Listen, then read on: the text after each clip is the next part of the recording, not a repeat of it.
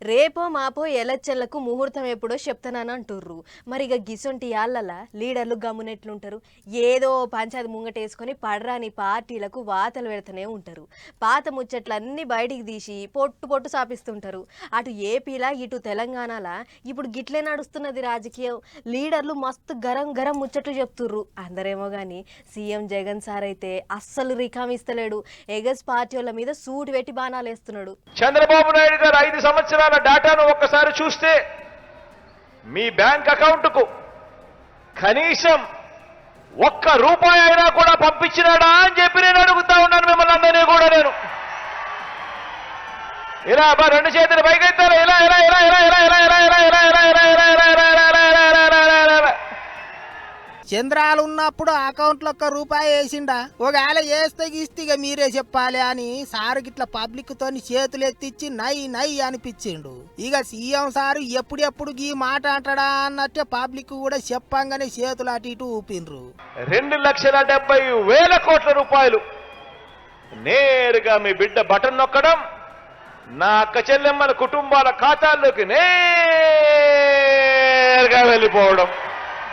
₹2,70,000 కోట్ల అంటే చిన్న ముచ్చటనా? 5 ఏండ్లల్లా లేనోళ్లకు గొప్ప సాయమే చేసిర్రు సర్కారు వాళ్ళు. ఇక గట్లనే బనగానపల్లెలో కూడా ఈబీసీ నేస్తం పైసలు విడుదల చేసిండు సారు. ఎలక్షన్ల కిరికిరి ఉన్నది కాబట్టి జర్ర అటు ఇటు అందరి అకౌంట్లలో పైసలు పడతాయి, ఏం పికర్ చేయకుర్రి, రంది పెట్టుకోకుర్రి అన్నట్టు ధైర్యం చెప్పిండు సారు.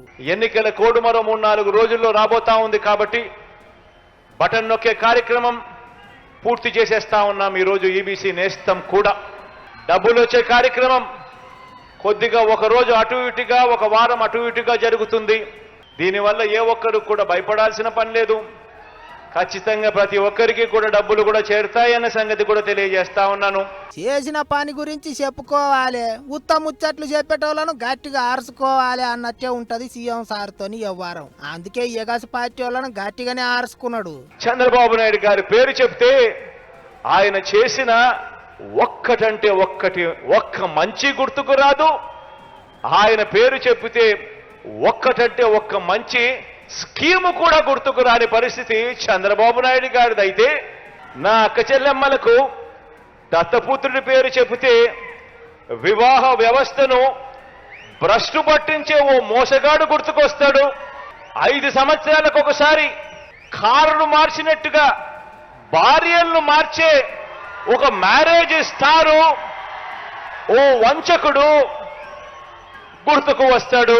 గట్టిగానే ఆర్చుకున్నాడు సీఎం సారు. పబ్లిక్ నే నమ్ముకున్నా పబ్లిక్ కే బ్రాండ్ అంబాసిడర్లు అని మాట్లాడిండు.